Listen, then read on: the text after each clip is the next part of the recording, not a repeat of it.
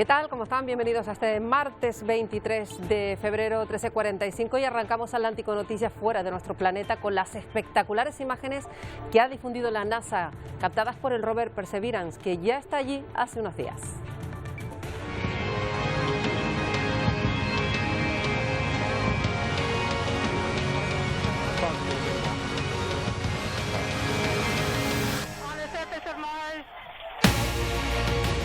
Una complejísima misión que lleva además 5 cámaras con las que se puede grabar lo que esté al alcance de este rover. La Perseverance ha aterrizado en lo que fue el delta de un río. Su misión, buscar signos de vida presente o pasada. El paisaje que vemos muy parecido al de zonas volcánicas como las de Lanzarote.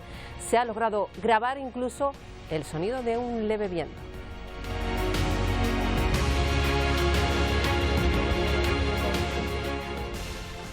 Pero nos toca regresar a un planeta pendiente de un virus que lo ha cambiado todo, un virus que presenta variantes que tienen muy atentos a los científicos de todo el mundo, a las que ya conocemos que son más contagiosas. Se suman otras 4 nuevas cepas detectadas además en España y Seattle. Así es, Marta, aunque Sanidad ha dejado claro hay que preocuparse, las más importantes por ahora son las ya conocidas, la británica, la brasileña y la sudafricana. Como bien dice, se suman nuevas cepas, 2 procedentes de Reino Unido, otro de California, otra de Río de Janeiro y, aunque de forma minoritaria, también otra procedente de Nigeria. Aún así, las compañías farmacéuticas continúan trabajando para dar con un antígeno que sea efectivo contra estas nuevas mutaciones. Y en Estados Unidos se ha superado ya la terrible cifra de 500.000 de muertes por coronavirus, que es superior a la de estadounidenses que fallecieron durante la Segunda Guerra Mundial. Y por eso el empeño en las campañas de vacunación masiva es máximo en lugares como este. Es California uno de los estados más golpeados por la pandemia. Luego vemos cómo lo llevan a cabo. Y el cambio de estrategia del gobierno búlgaro les ha dado buenos resultados. Ya ha abierto los centros de vacunación para que acuda el que quiera. 33.000 personas se han vacunado en los últimos 3 días. En Perú continúan las largas, angustiosas colas para conseguir algo vital, el oxígeno. De ello depende la vida de muchísimas personas. Su familia aguardan turno para conseguirlo, pero en esta situación prácticas ilegales están provocando aún más desesperación entre estas personas. Y trabajadores sanitarios de Bolivia se enfrentan a la policía, son enfrentamientos violentos. Fue en una marcha en la capital, están denunciando la ley de emergencia de salud. En un momento les damos todos los detalles. Además, hoy se cumplen 40 años del intento de golpe de Estado de Tejero y hemos querido volver a ese 23 de febrero de 1981 para conocer, Miguel Vega, cómo contó este hecho histórico la prensa internacional del momento. 24 horas después del intento de golpe de Estado, la prensa española lanzó un mensaje de tranquilidad a los españoles. Todo había quedado en eso, en un intento, pero fuera de nuestras fronteras, los periódicos más importantes de todo el mundo también se hicieron eco de las 17 horas de tensión que se vivieron en el Congreso de los Diputados. En Atlántico Noticias hoy vamos a ver algunos ejemplos de los titulares que recorrieron todo el mundo sobre el asalto que pudo acabar con la democracia en España. Veremos lo que ocurre en Birmania. Cientos de miles de personas han vuelto a salir a la calle para manifestarse contra la junta militar. Hacen frente a una fuerte oposición policial. Lo veremos hoy en el programa. Y además también verán cómo hay madres que se han enterrado como protesta por la falta de información sobre sus hijos. 20 años después, las madres de los jóvenes y adolescentes desaparecidos en Colombia denuncian que los condenaron por delitos de guerra. Y van a ver también el campamento de refugiados sirios en el Líbano. Una intensa nevada en los últimos días ha provocado que las condiciones de vida allí sean aún más duras y cabe. Al frío hay que sumar las inundaciones.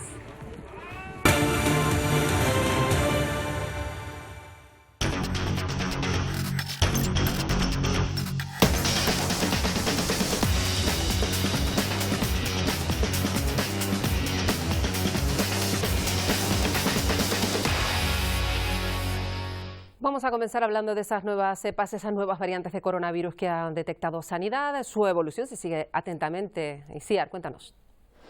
Así es, Marta, y aunque su aparición es completamente normal, según confirman los expertos, suscita interés por ver si escapan a la efectividad de las vacunas o si son más contagiosas. Aún así, Sanidad concluye que es más importante las ya detectadas, la brasileña, la británica y la sudafricana, aunque se suman estas nuevas cepas halladas, 2 de Reino Unido, una de Río de Janeiro, otra de California y de forma minoritaria una de Nigeria. Cabe destacar que aquí en Canarias ya se han detectado 9 casos de la nueva cepa de Río de Janeiro. La de mayor presencia en nuestro país, sin duda, la cepa británica, con 800 casos, esto es, entre un 25 y un 30% de los casos confirmados. Las compañías farmacéuticas como AstraZeneca ya trabajan en un nuevo antígeno que sea eficaz contra estas nuevas mutaciones.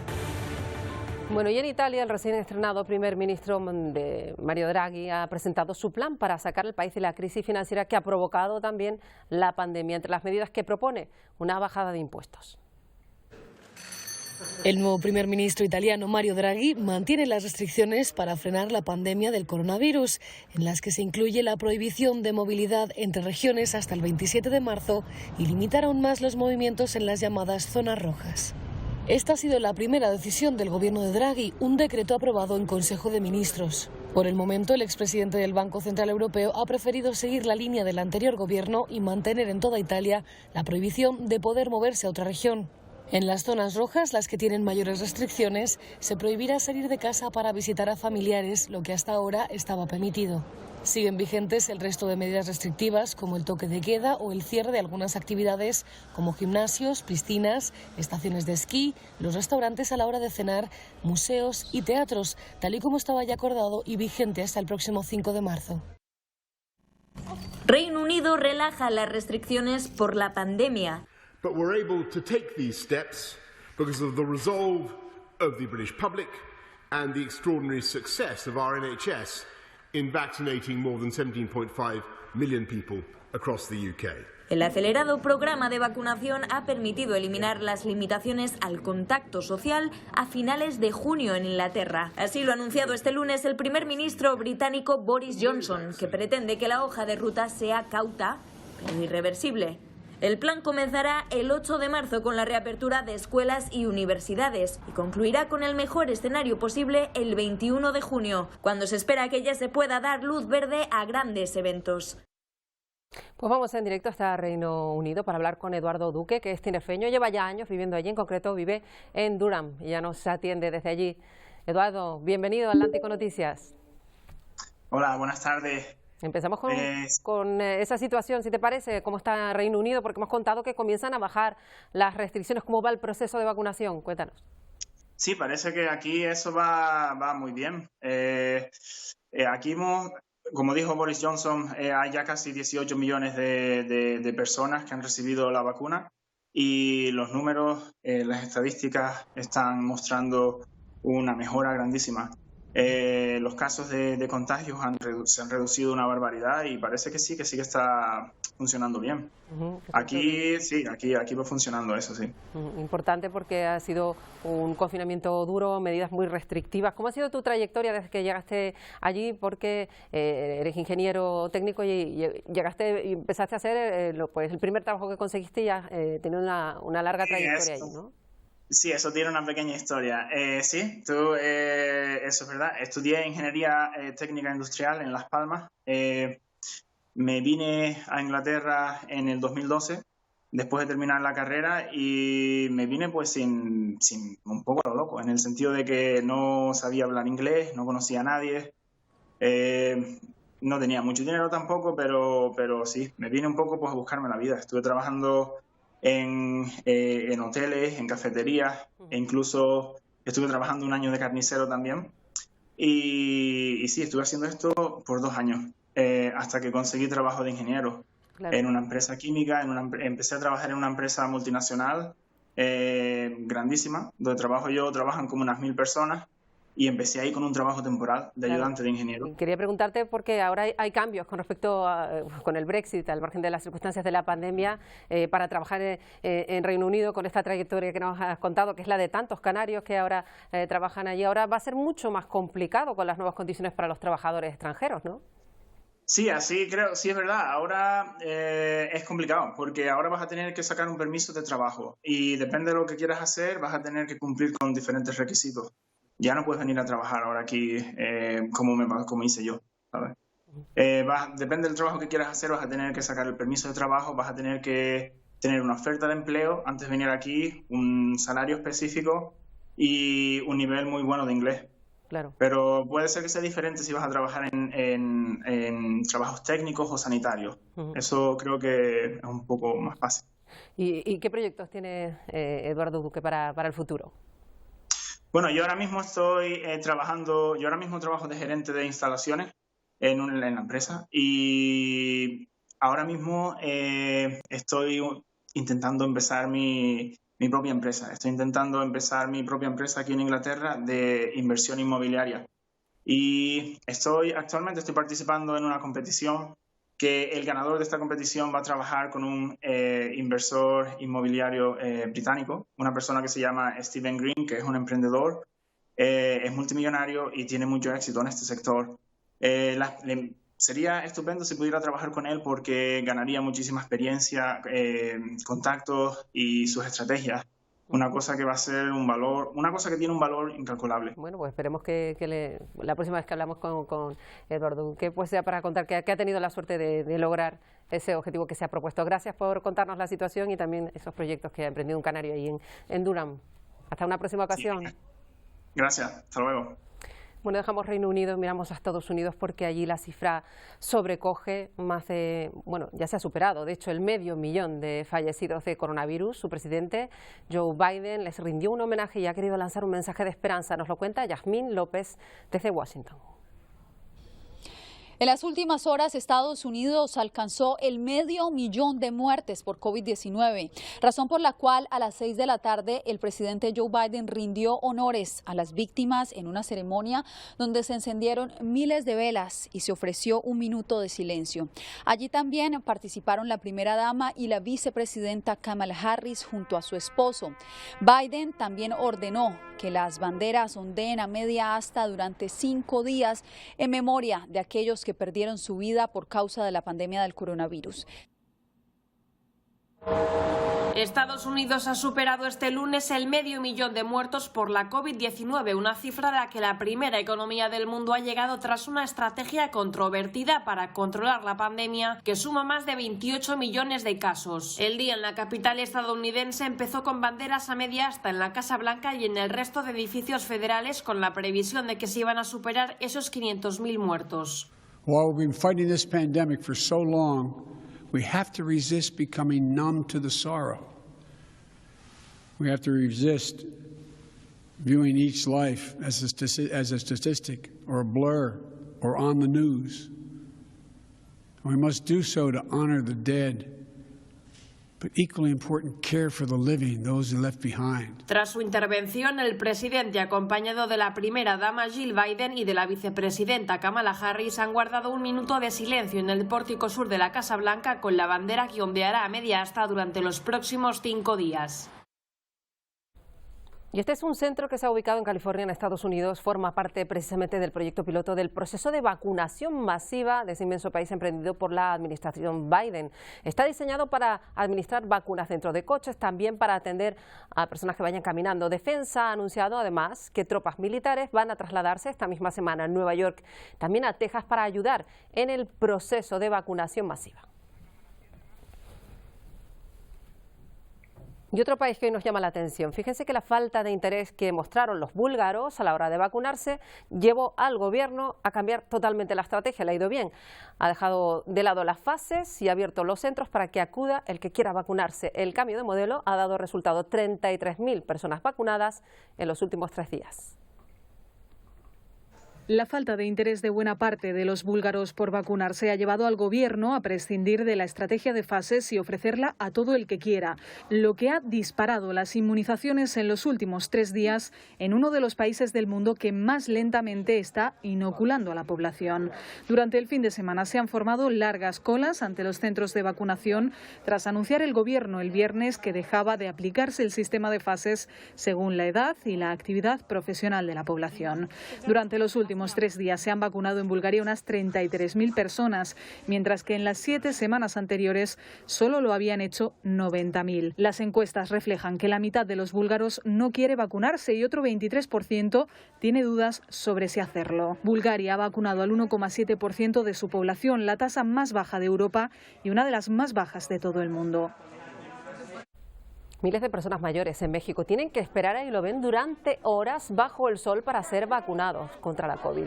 Ahora los mayores de 60 años son, de hecho, el primer grupo que está recibiendo las vacunas. Son solo el 12% de la población de un país que solo en su capital tiene más de 16 millones de personas. Los sanitarios piensan que van a quedarse sin dosis ya en nada en los próximos días. El gobierno ha recibido de momento 1.400.000 vacunas de Pfizer y AstraZeneca. Y en Venezuela han comenzado a vacunar a los trabajadores sanitarios de la capital. El país lo va a hacer con las 100.000 dosis de la vacuna rusa que han llegado hasta el momento. El gobierno ha comprado más de 10 millones que llegarán en los próximos meses. Venezuela ha notificado más de 136.000 infecciones y 1.300 muertes desde el inicio de la pandemia, aunque los expertos dicen que las cifras podrían ser mucho mayores. Y lo que ocurre en Perú, desde luego, llama muchísimo la atención. La situación por la falta de oxígeno para los enfermos de COVID se va complicando. Durante días, cientos de personas tienen que esperar para conseguir rellenar una botella de oxígeno. El problema es que una botella apenas da para 24 horas. La angustia la invade. Las horas pasan y Vanessa García no logra conseguir un poco de oxígeno para el tratamiento de su padre. Pero por la alta demanda, su número en la cola es el 406. Su turno no llegará pronto. Quiero que me recarguen, siquiera 5 metros, porque mi papá hoy día no tiene oxígeno, tiene hasta la noche. Sin embargo, su caso no es el único. Pero estamos esperando en ahí para que nos pueden dar el oxígeno, pero no sé cuándo saldremos miércoles, jueves, no sabemos, pero estamos haciendo cola desde el día sábado. Desde la implementación de esta planta de recarga gratuita, cientos de personas aguardan en la cola. Han pasado varios días aquí y cuidándose de intentos de robo y las mafias de ventas de espacios en la fila. Nosotros éramos el número 40, nos tendrían que atender ayer, pero adelante empezaron a vender las colas, metieron como 5 personas y nosotros avanzamos 5 puestos más atrás y ya no nos atendieron. Ahora somos el número 106 y 107. La espera será larga. La producción de esta planta es de 420 metros cúbicos al día, pero la demanda en el distrito es mucho mayor. Quienes están al final de la larga fila tendrán que permanecer aquí alrededor de 4 a 5 días en promedio. El oxígeno que recibirán no será suficiente, por lo que deben retornar por este recurso, que servirá para salvarle la vida a sus seres queridos.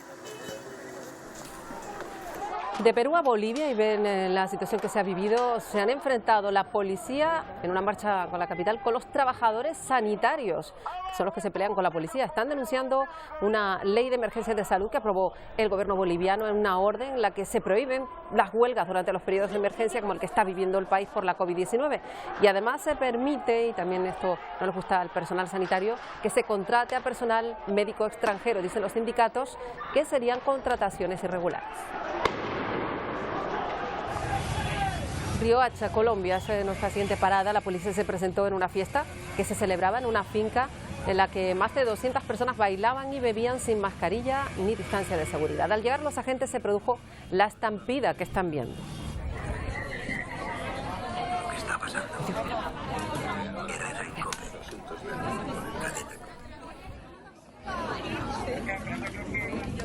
La pandemia tiene un profundo impacto en la educación a nivel mundial. Muchos estudiantes en Latinoamérica están volviendo estos días a clase después de muchos meses en la casa.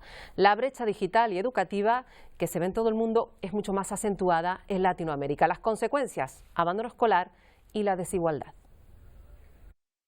Latinoamérica vuelve a clase. La mayoría de los centros permanecían cerrados desde marzo del año pasado. Nicaragua fue el primero en volver de forma presencial junto a Cuba y Uruguay, la asistencia voluntaria y con un modelo que combina clases online y presenciales. Pero son notables las diferencias. Por ejemplo, en Colombia los alumnos de colegios privados sí van a clase, pero quienes apuesten por la educación pública las tendrán que seguir por ahora desde casa. A esto se le suma un acceso limitado a Internet, otro factor que muestra la brecha entre la ciudad y las zonas rurales. Problemas de conexión que afectan a alumnos como estos en Bolivia. Niños y niñas hacen largos viajes para aprender, pero van a escuelas sin maestros. Algunos profesores han dado positivo y no hay sustitutos. Los profesores no están entrando.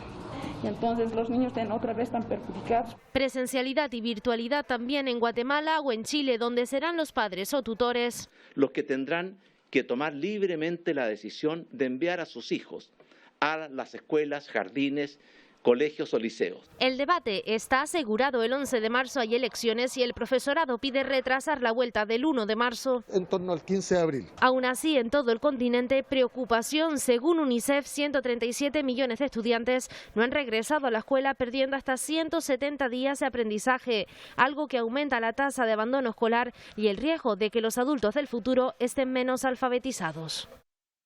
Este es un problema complejo. Vamos a hablarlo hoy con José Saturnino Martínez. Es sociólogo, profesor, especializado en educación y desigualdad y es director a día de hoy de la Agencia Canaria de Calidad Universitaria y Evaluación Educativa. Señor Martínez, bienvenido. Hola, buenas tardes. ¿Cuál puede ser a priori la factura global que puede tener este año de clases prácticamente perdidas, no solo en Europa o en Norteamérica, sino en países de Latinoamérica o África? No, eso es complejo de estimar. Hay algunos economistas que se han atrevido en relación al tiempo perdido de clases, lo que eso puede suponer a lo largo de la vida escolar. Es variable según los países. Y luego hay por un lado una cuestión que se habla que puede ser un efecto cicatriz, en el sentido de que una experiencia educativa como la que se está viviendo ahora puede dejar una marca a lo largo de toda la trayectoria vital.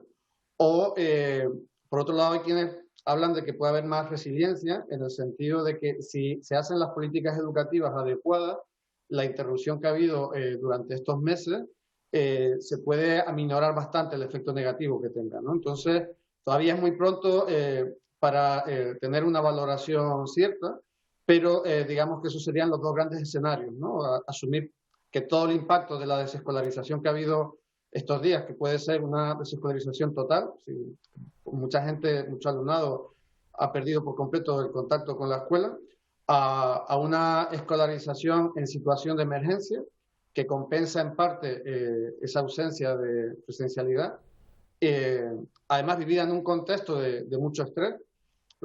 A mí lo que me gustaría insistir, porque creo que usar bien las palabras ayuda a entender lo que está pasando, que no ha sido un paso de educación presencial a educación virtual, sino que ha sido el paso de educación ordinaria a educación en situación de emergencia.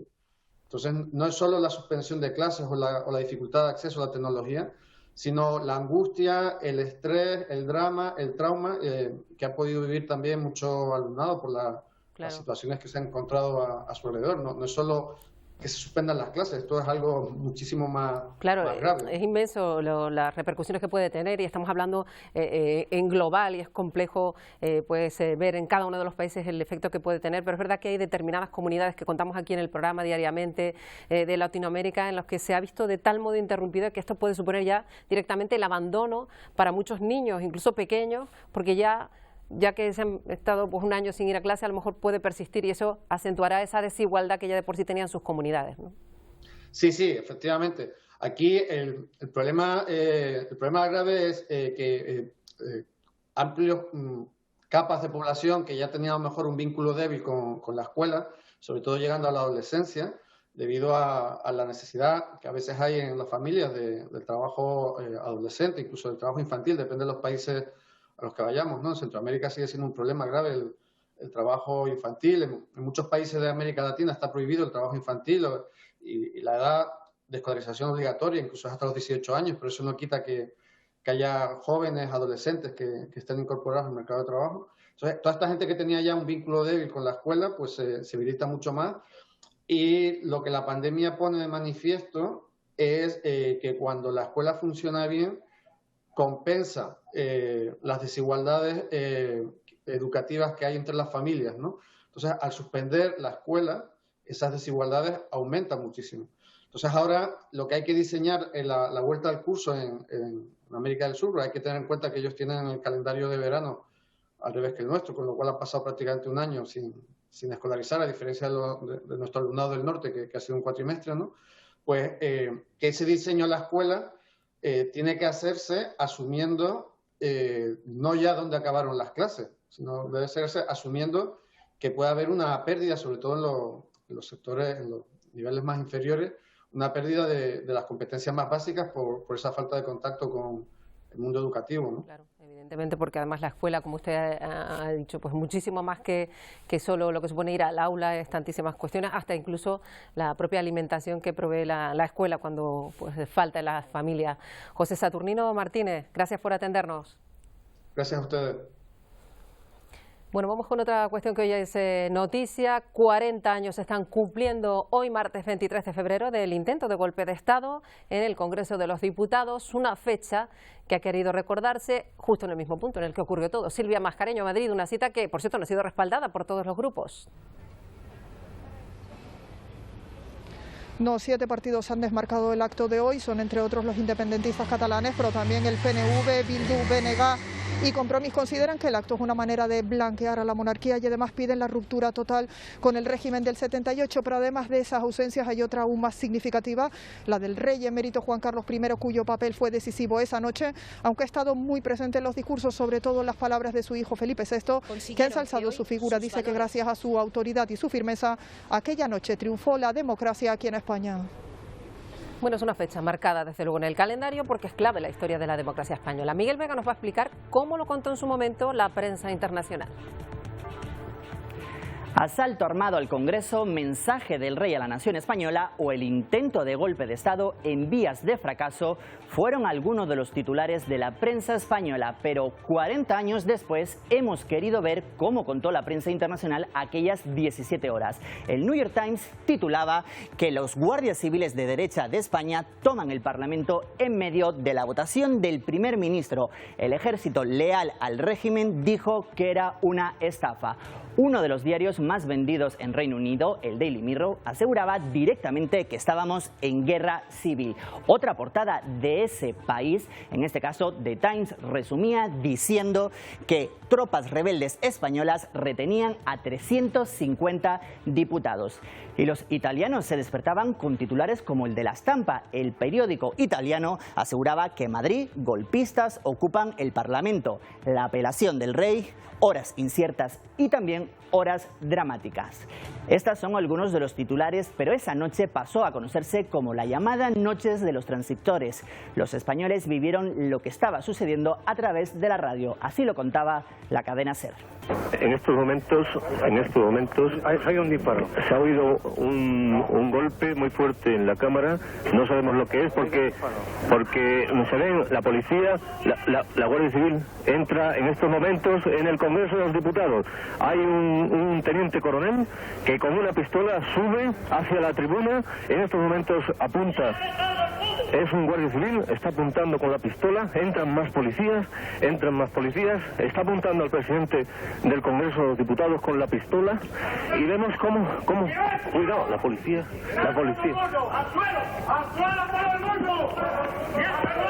No podemos emitir más porque nos están apuntando con la policía. Llevan metralletas.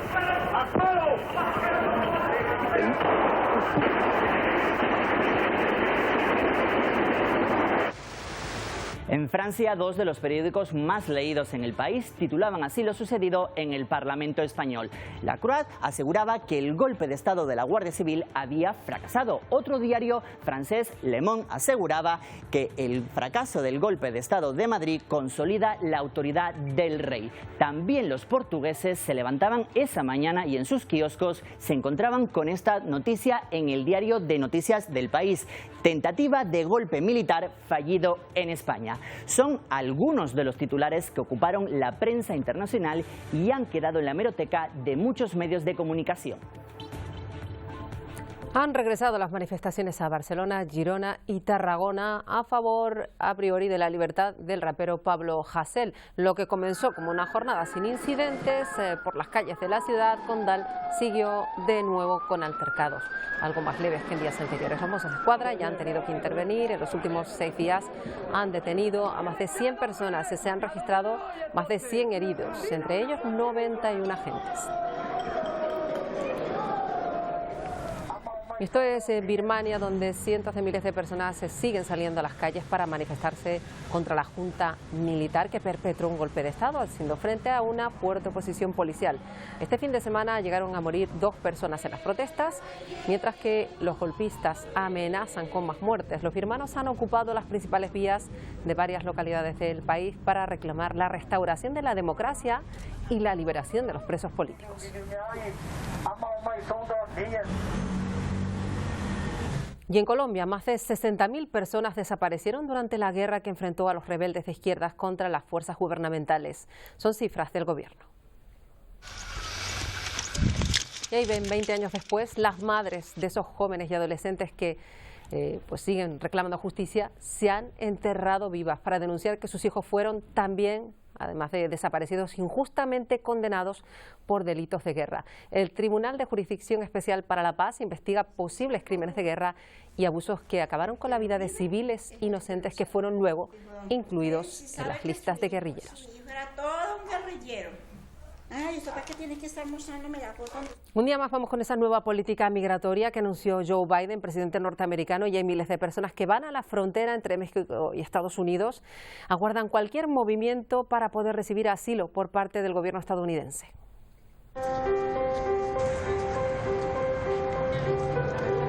Impulsados por la noticia de que abrirían la frontera, llegaron a la garita del Chaparral en Tijuana. Sobre cartones, cobijas, chamarras, pasaron la noche decenas de migrantes. El presidente de Estados Unidos dijo de que iban a abrir la frontera para los inmigrantes, pues, y aquí estamos. La mayoría de ellos llegaron sin haber iniciado una petición de asilo político a ese país. Venimos pues para ver cómo va a proceder todo. Yo llevo 3 años, me cambiaron la corte 2 veces y no entiendo nada qué está pasando. Para dispersar el gran número de migrantes, una organización que se encuentra en coordinación con el gobierno de Estados Unidos y la Casa Blanca acudieron para entregar volantes con la información correcta sobre este proceso. Los primeros 25 que fueron elegidos por ACNUR para este primer día de proceso son personas en situación vulnerable. Van a empezar procesando 25 al día, aumentando lentamente hasta que llegan a 300 al día. El agregado del Departamento de Seguridad Nacional de los Estados Unidos fue claro ante este panorama, pues aún no podrán ingresar las personas que no estén dentro del protocolo de protección a migrantes. Estas son imágenes del campo de refugiados sirios que está en el Líbano, y en los últimos días se ha registrado una intensa nevada en la zona que dificulta, si cabe más aún, el día a día de quienes residen en este campamento. Falta de viviendas dignas, de ropa, incluso de calzado, para aguantar este frío que hace que las condiciones precarias en las que viven empeoren. Mientras en Texas, en Estados Unidos, continúan siendo visibles las secuelas de la tormenta de hielo y nieve que provocó apagones eléctricos continuos. Esta imagen se repite en puntos como Dallas o Houston, cientos de personas haciendo cola en sus coches para recoger alimentos de primera necesidad, incluso agua. El recuento de víctimas por la nevada continúa. Los expertos creen que podría aumentar en las próximas semanas. Bueno, vamos a hablar de otros asuntos. Antes hemos hablado del enorme impacto que la pandemia ha provocado en la educación alrededor del mundo. Pero también los eventos culturales, lo hemos contado, se han visto fortísimamente afectados. Hoy vamos a conocer la perspectiva de una canaria que vive desde hace tiempo en Santiago de Chile. Inés Ortega Márquez de Durán, que ha desarrollado una intensa trayectoria ligada al arte, por la que es muy reconocida en Chile. Es especialista, de hecho, en arte contemporáneo. Actualmente dirige el Consejo Asesor de la Feria Internacional de Arte Contemporánea de Chile desde 2018 y desde el 19 es asesora ejecutiva y encargada de proyectos de la Fundación Artística Cultural Roser Bru. La tenemos hoy con nosotros desde Santiago de Chile, Inés Ortega Márquez de Durán. Un saludo desde Canarias. Un saludo, Marta. Buenos días. Pues queríamos preguntarle, sobre todo, pues desde la perspectiva de una experta en arte, también pasa un momento complicado, un evento tan complejo y tan interesante como era la Feria de Arte de Chile, el arte contemporáneo. ¿Cómo sobrevive a estos derivados de la pandemia? Bueno, el caso es que el desafío es quizás transformar, hacer una oportunidad de esta contingencia, ¿verdad? Hacer que la contingencia se convierta en influyente que se transforme en una oportunidad para crear no solo un nuevo discurso a través de obras interpeladoras y de mayor o menor calado, naturalmente, sino que impulse y dinamice una auténtica manera nueva de relacionarnos con la humanidad y con el planeta Tierra. De hecho, yo creo que de esta pandemia en arte surgirá un nuevo arte contemporáneo, una nueva escena artística, digamos que la percepción nueva que tenemos de las cosas y del mundo influyen enormemente, porque el arte es un reflejo claro de lo que ocurre en el entorno, y los artistas necesitan expresarse primero en lo que llamamos o denominamos un arte urgente, que va como impregnando de todo lo que ocurre, sus telas, sus obras, su pensamiento crítico, pero que poco a poco se va transformando realmente en una nueva escena artística. Así que no nos queda otra. Eso es lo que desde el arte, que además parece que la sociedad comprendió con la pandemia también, cuán importante era para la propia felicidad de las personas, para la propia estabilidad emocional, etcétera. Así que están tratando de encontrar el lado bueno y, como dice Inés Ortega Márquez, de pues buscar el lado positivo de toda esta circunstancia, que hay que encontrarla porque quizá el arte ahora es más necesario que nunca y que pueda dar respuesta a este contexto actual, ¿no? Así es. Quería preguntarle también por esta experiencia que tiene que ver con el arte virtual. ¿Es posible reproducir la experiencia que implica una feria de arte contemporáneo con tantas además disciplinas dentro de ese arte y ponerlos a través de la ventana de una pantalla? De todas maneras, y realmente lo hemos experimentado, lo estamos experimentando. Digamos que en realidad la feria, bueno, una feria de arte realmente es una concentración de personas, de obras, de galerías, las obras circulan, los artistas también, etcétera, ¿no? Esto es una de las gracias de las ferias, ¿no? Este juntarse, convivir, cambiar impresiones, ver lo que se está pensando en otros territorios, etcétera.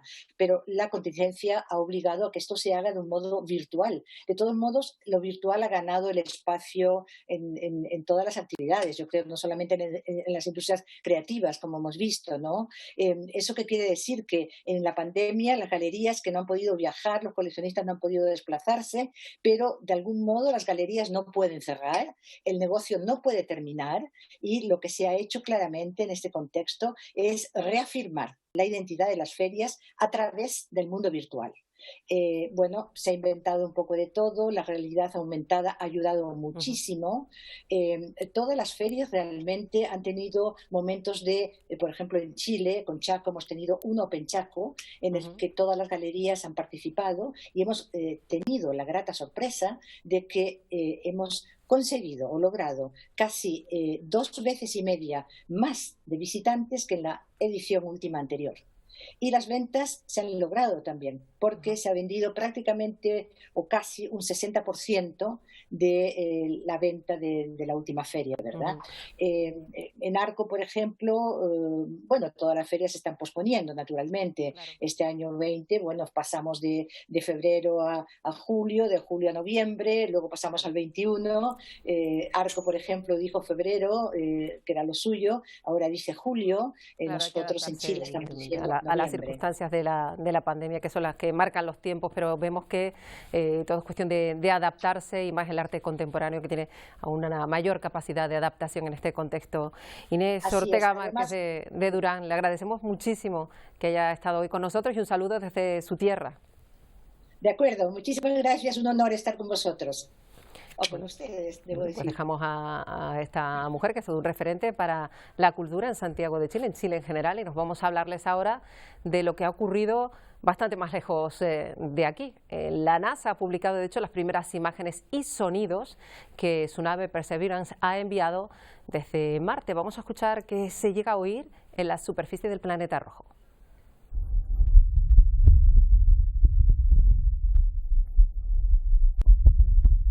Ahí ven ese leve viento marciano. Han calculado que esa brisa soplaba a unos 5 kilómetros por hora.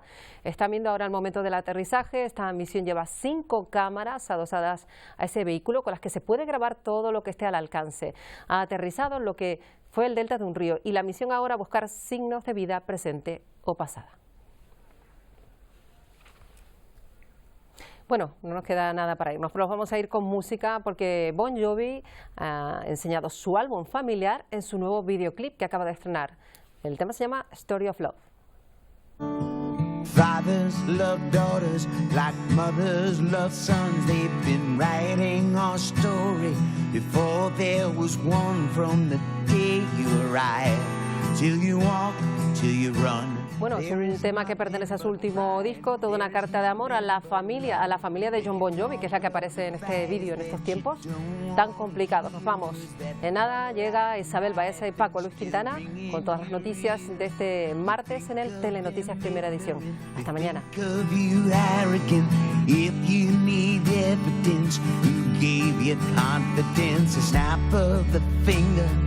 You're not a child, but you're still holding on as you walk down the aisle when they